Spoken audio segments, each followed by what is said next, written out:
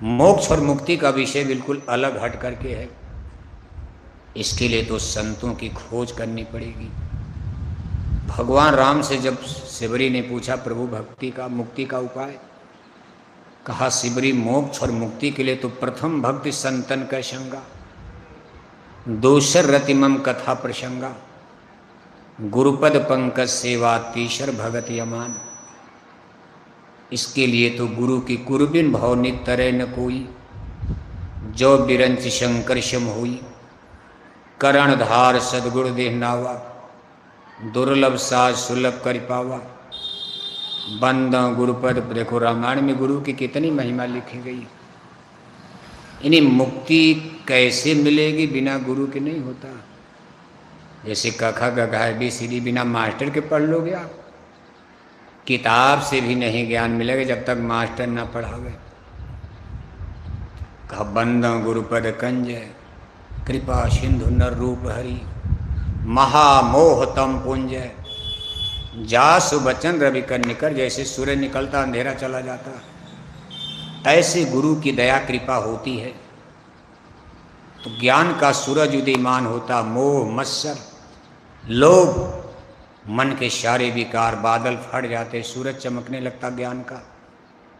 सच्चा शाश्वत सनातन ज्ञान पैदा होता। लेकिन जब कोई सदगुरु, गुरु संत सदगुरु, गुरु माने अंग्रेजी वाला मास्टर, अंग्रेजी पढ़ के शराब पी रहे हैं लोग। ऐसा नहीं कि अंग्रेजी पढ़ लिया तो बड़े ठीक हो गए। पूर्णिया का सबसे बड़ा इंजीनियर भी गड़बड़ कर रहे, पूर्णिया का सबसे बड़ा डॉक्टर पढ़ा लिखा आदमी कभी कभी ऐसी गलती कर जाते हैं कि शर्म के मारे सर झुक रहा पढ़ा लिखा आदमी। आज के पढ़े लिखे समाज में देखो, पढ़े लिखे लोगों से कितनी गलतियां हो रही। ये ज्ञान नहीं, ये विद्या ही जड़ विद्या है। हिंदी, अंग्रेजी, physics, chemistry, math, algebra, geology, botany सब पढ़ो, इससे कभी अज्ञान नहीं जाता। ये चेतन विद्या अलग विद्या है। इसको ब्रेन माइंड दिमाग से पढ़ा जाता है, ABCD का खा गा, और इसको देख करके ज्ञान प्राप्त किया जाता है। जैसे कोई चीज़ सुन करके आप ज्ञान प्राप्त करते हो और एक ज्ञान अपनी आँखों से देख कर प्राप्त कर रहे हो। साहब कबीर से लोगों ने कहा महाराज आप तो पढ़े लिखे बिल्कुल नहीं हो। साहब कबीर ने कहा भाई मैं गरीब घर में पैदा हुआ, जुलाहा मेरी जाति, मेरे माता पिता गरीब थे, मुझको स्कूल जाने का मौका नहीं मिला। मस कागज छुयो नहीं, कलम गही नहीं हाथ। खा भाई इतनी बड़ी बड़ी ज्ञान की बात आप कैसे करते हो। साहब कबीर ने कहा भाई मेरी गुरु की दया हो गई, गुरुदेव ने मुझे दिखा दिया। तुम कहते कागज की लेखी और हम कहते आंखों की देखी। साहब कबीर कह रहे हैं जिस स्वर्ग वैकुंठ की बात आप रामायण गीता वेद किताब पढ़कर बयान करते हो, कथा प्रवचन, मैं स्वर्ग वैकुंठ को देख कर बता रहा हूं।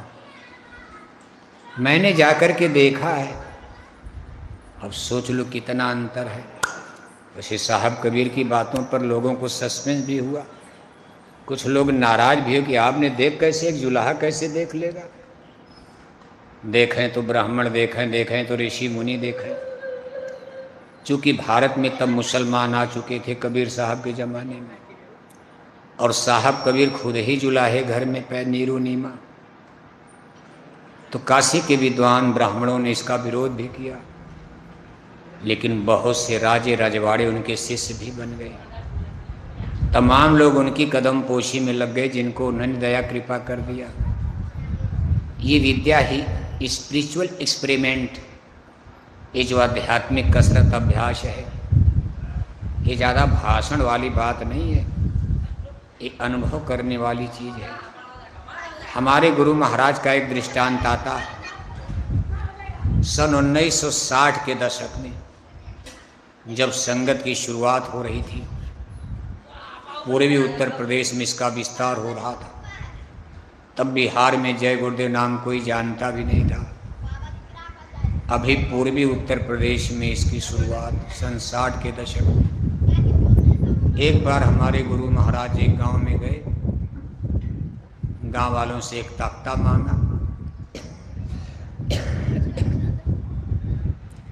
तब लाउड स्पीकर भी इतनी आसानी से नहीं मिलता था। चौकी पर बैठ गए गांव के बाहर,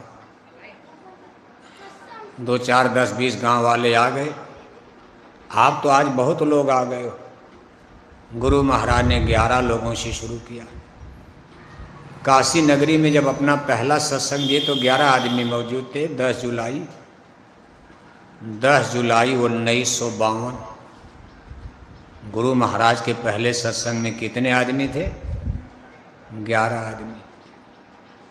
और आज कितने लोग हो गए देखो धीरे धीरे।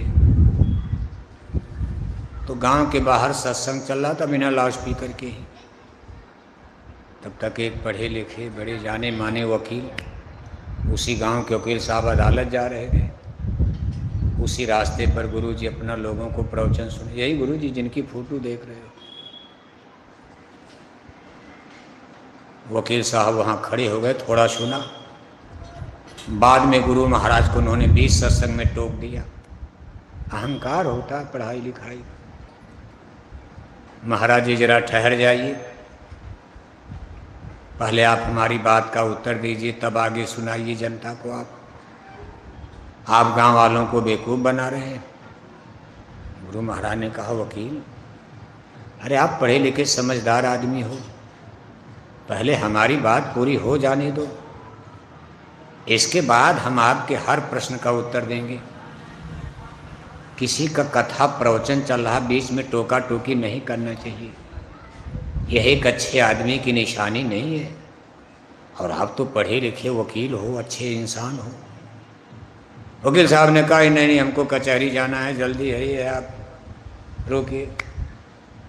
तो गुरु महाराज थोड़ा तैस में आ गए, थोड़ा गुस्से में आकर के उन्होंने वकील साहब से कहा, वकील साहब तुम्हारे हर प्रश्न का उत्तर मैं दूंगा, लेकिन पहले तुम हमारे एक प्रश्न का उत्तर दे दो कि आज रात में तुम्हारी बीवी ने तुमको चप्पल से क्यों मारा था? तुम्हारी औरत ने तुमको चप्पल से रात में क्यों मारा? अब वकील साहब की सारी विद्या खत्म। चूंकि बात सही थी, आधी रात को बंद कमरे में वकील साहब की बीवी से झगड़ा हो गई, चप्पल उठा के मार दिया था। वकील साहब लगे सोचने की ये तो कोई जानता ही नहीं, मैं और मेरी बीवी के अलावा किसी को पता ही नहीं मेरे घर में क्या हुआ। मेरे बच्चे भी दूसरे कमरे में सो रहे थे, बच्चों को भी नहीं पता कि मेरी मम्मी ने पापा को चप्पल से मारा है, बीवी ने कमरे में मारा, आधी रात को मारा। लेकिन ये गुरुजी कैसे जान गए ये बात? वकील साहब चुपचाप मौन होकर खड़े हो गए। गुरु महाराज ने सत्संग शुरू कर दिया। जब तक सत्संग चला वकील साहब की कचहरी उचारी सब भूल गई। चुपचाप सत्संग सुनते रहे 2 घंटा। जब सत्संग खत्म हो गया, प्रसाद बढ़ गई, सब लोग चले गए, लेकिन वकील साहब वहीं खड़े हैं। गुरु महाराज ने कहा, वकील साहब आपको कचहरी जाना है, जल्दी अपना प्रश्न पूछिए, आप जाइए, आपको लेट हो रहा। आपके वकील बेचारे, उनका मुकदमा होगा, फाइल लेकर परेशान होंगे। वकील साहब ने कहा, गुरुजी मेरा सब प्रश्न खत्म हो गया, अब मेरे दिमाग में केवल एक प्रश्न नाच रहा है कि ये बात आपको किसने बता दिया? मैंने बताया नहीं, मेरी बीवी यहाँ आई नहीं, तीसरा किसी को पता नहीं भगवान के अलावा, लेकिन आपको ये बात किसने बता दिया? गुरु महाराज ने कहा, वकील ये बुद्धि वाली चीज़ नहीं, हिंदी अंग्रेजी नहीं है, ये संतों का साइंस ऑफ सोल अध्यात्मवाद है, जिसमें देवी देवता ईश्वर भगवान परमात्मा को देखा जाता। तुम्हारा घर, तुम्हारा कमरा तो बहुत नज़दीक है। संत महात्मा स्वर्ग वैकुंठ अमर लोग सतलोक देखते हैं, इसी मनुष्य शरीर में बैठकर वो पूरा ब्रह्मांड देखते हैं। तुम्हारा घर तो बगले में, मैं देख रहा था। लेकिन महात्मा सब देखते हैं, बताते नहीं। सबका ऐब छिपाते हैं, किसी की बुराई बता दे कोई नजदीक आ रहे हमारा भेद खोल देंगे। जानते सब है लेकिन मौन रहते हैं। जीवों को माफ करते हैं, क्षमा करते, सुधर जाएगा, निकल चलेगा, अपने देश चलेगा, जन्म मरण से छूट जाएगा। बाकी महात्मा सबकी बुराई बताने कोई सत्संग में आएगा? इतनी गलती करके आते हो आप। वकील साहब श्री गुरु महाराज ने कहा, वकील मैं तो इस समय भी देख रहा हूं तुम्हारी बीवी अपने मन में इस समय क्या सोच रही है, कहो तो मैं उसके मन वाली भी बता दूं। वकील साहब ने कहा, नहीं गुरुजी बस हो गया, मेरी बीवी से झगड़ा हुआ है, सुबह उसने रोटी भी नहीं बनाई, मैं भूखे कचहरी जा रहा हूं, आज चूल्हे में रोटी भी नहीं, सोती रह गई। इस समय वो अपने मन में क्या सोच रही होगी कि हे भगवान उधर मर जाते, यही तो सोच, गुस्से में आदमी क्या सोचेगा, मर जाते उधर खत्म हो जाते, आते नहीं। गुरु महाराज ने कहा, इस समय तुम्हारी बीवी चूल्हे पर रोटी बना रही अपने लिए, बच्चों के लिए। वकील साहब ने कहा, जब मैं आया तो अपना बना के खाएगी, मुझको तो दिया नहीं, मैं भूखे जा रहा हूं। कहने का मतलब यह है, संतों महापुरुषों का विज्ञान ये अनादिकाल से भारत में उदित हुआ और भारत से ही इसका विस्तार देश और विदेश तक होता रहता। ये विद्या लंदन अमेरिका के भी पास नहीं है। लंदन अमेरिका में कार बना लो, मोटर बना लो, हवाई जहाज बना लो, हेलीकॉप्टर बना लो, अणुबम बना लो, परमाणु बम बना लो, मार करके दुनिया जला के खत्म कर दो। विनाश का विज्ञान जिससे संसार नष्ट हो सकता, लेकिन भारत की अलौकिक विद्या, ये चेतन विद्या, पराविद्या, अगर आप भारतवासी इसको समझ गए, जान गए, तो आपका लोक भी बनेगा, परलोक भी बन जाएगा। परलोक में आपकी आत्मा नरकों से बचेगी, गाय बैल कुत्ता बिल्ला से बच जाओगी, क्योंकि आप तो जीते जी ब्रह्मांड देख लोगे, जीते जी स्वर्ग वैकुंठ देवी देवता ईश्वर भगवान देखोगे। तो जब देख रहे हो तो रास्ता मिल गया, मरने के बाद चले जाना, सड़क पक्की है। जब आप जीते जी देख रहे, दिखा दिया गुरु ने, तो जब रास्ता आपने देख लिया तो फिर भटकना कहाँ है। और यहाँ लोक भी बन जाएगा। जब आप इस आध्यात्मिक विद्या को प्राप्त करोगे, शुद्ध मन और शुद्ध विचार वाले बन जाओगे, good idea, good behaviour, good thinking, आपकी सोच, आपका चिंतन, आपका व्यवहारिक जीवन अध्यात्मवाद की विद्या में सुचितापूर्ण पवित्र हो जाता। क्योंकि इसमें बिना मन को शुद्ध किए कोई साधना कर ही नहीं सकता। ये जो आपकी रूहानी तरक्की होगी, आपकी आध्यात्मिक साधना होगी, जब तक मन को मांजोगे नहीं, जब तक मन को निर्मल नहीं करोगे, तब तक काम नहीं बनता। निर्मल मन जन सो मोहि पावा, मोहि कपड़ छल छिद्र न भावा। अब आप शरीर को मांजते रहो, मन को मांजते नहीं हो। आप शरीर को 4 बार नहलाना, तेल फुलेल लगाना, चंदन तिलक टीका लगाना, बढ़िया बढ़िया कपड़े गिरुआ नीला पीला पहन के साधु बन जाना, और किसी की बहन बेटी सड़क पर जा रही, साधु जी ऐसे टुकुर टुकुर देख रहे, जब तक वो आड़ में न चली जाए तब तक साधु टुकुर टुकुर देख रहे। उनका भी मन धोखा दे दिया, उनका भी मन चंचल चलायमान हो जाता, फिर उसको साधु नहीं कहा जा सकता। साधु का मतलब जिसने साध लिया, साधना माने बस में कर लिया, अपनी आँख को बस में कर लिया, अपने कान को बस में कर लिया, अपने मन को बस में कर लिया, अपनी इंद्रियों को बस में कर लिया, उसको साधु कहा जाता। अब अगर हम मन को बस में न करें केवल गेरुआ नीला पीला पहन के घर परिवार छोड़कर तिलक टीका लगा करके इधर उधर भटक रहे साधु। दुनिया तो साधु मानेगी, लेकिन साहब कबीर पर ईश्वर अलग मानना। कभी ऐसे साधु लोग हैं, मन न रंगाए रंगाए जोगी कपड़ा। इनका मन तो शुद्ध नहीं, केवल शरीर को ये शुद्ध साफ करके घूमते रहे तिलक टीका। और आज यही साधु आपको ज़्यादा मिलेंगे, क्योंकि मन को शुद्ध करने वाली जड़ी बूटी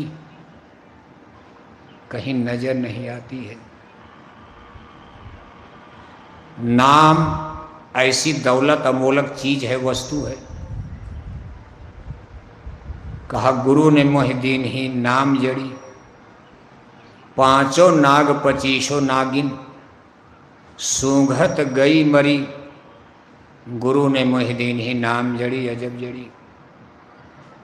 ये नाम की जड़ी, शब्द की जड़ी, जिसका लेप लगाने से, घर्षण रगड़ लगाने से हमारे मन की काई धुलती है, ये संतों से प्राप्त होती है। नाम है केवल संत अधीना, संत बिना कोई नाम न चिन्हा।